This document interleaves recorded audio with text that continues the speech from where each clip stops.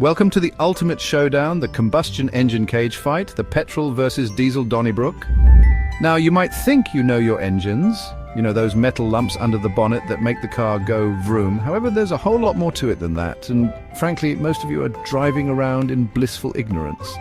Today, we're going to delve deep into the oily innards of these mechanical beasts, compare them, contrast them, and see which one comes out on top. We'll be looking at everything from how they work, which, let's be honest, is a bit like watching paint dry for most of you, but stick with me to how much they'll cost you to run, which is always a thrilling topic. So buckle up, grab a cuppa, and prepare to be enlightened. First up, let's talk about how these things actually work. Now, I know what you're thinking. Jeremy, this is going to be boring, but bear with me. Gasoline engines, those things your grandmother probably drives, rely on spark plugs.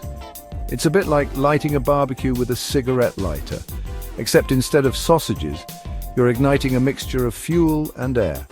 Diesel engines, on the other hand, are a bit more hardcore. They don't need no fancy spark plugs. Instead, they compress the air so much it gets incredibly hot, like hotter than the surface of the sun kind of hot. Then they inject the diesel fuel, which ignites spontaneously. Boom, it's all very dramatic, like something out of a Michael Bay film. Now, this difference in combustion methods means that diesel engines have a higher compression ratio. Think of it like squeezing a balloon. The more you squeeze, the higher the pressure. And just like that overinflated balloon, diesel engines pack a bigger punch.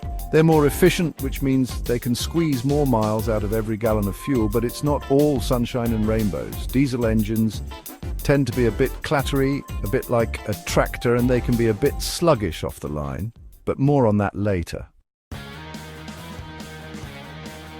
Right, let's talk power.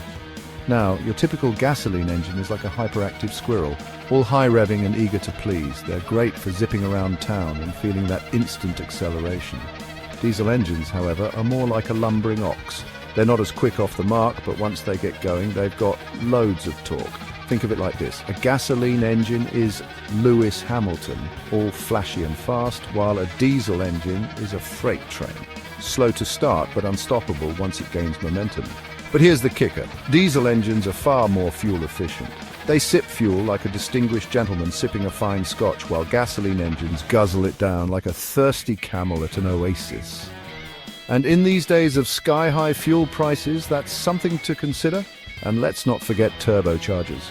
These wonderful contraptions are like adding a shot of espresso to your engine. They force more air into the cylinders, which means more power. And guess what? Turbochargers are more common on diesel engines. It's like giving the lumbering ox a pair of rocket boosters. Now let's talk money, because let's face it, that's what really matters. When it comes to buying a car, diesel cars tend to be a bit pricier up front. It's like buying a tailored suit versus a ready-made one. You pay a premium for the extra craftsmanship. But here's the thing, diesel engines tend to last longer. They're built like tanks, while gasoline engines are a bit more delicate, a bit like a fine china teacup. So in the long run, that initial investment might just pay off. Fuel costs are where things get interesting. Diesel fuel used to be cheaper than gasoline, but not anymore. It's like the price of caviar, constantly fluctuating. Still, diesel engines are more fuel efficient, so you'll make fewer trips to the pump. Maintenance is another factor to consider.